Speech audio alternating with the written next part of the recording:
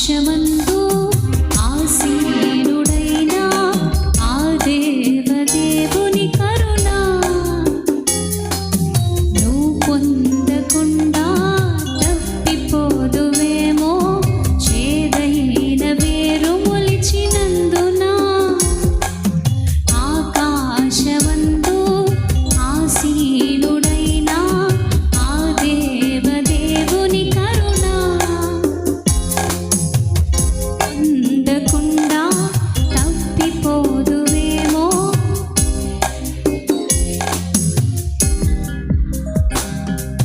శుద్ధమైన అంతరంగ స్వభావమును కోరునదే పరలోకపు తండ్రి యొక్క శిక్షణ.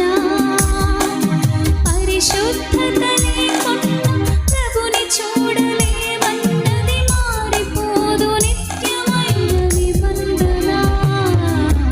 ఆకాశమందు ఆసీనుడైన ఆ దేవదేవుని కరుణ నువ్వు పొందకుండా తప్పిపోదువేమో, చేదైన వేరు మొలిచినందున.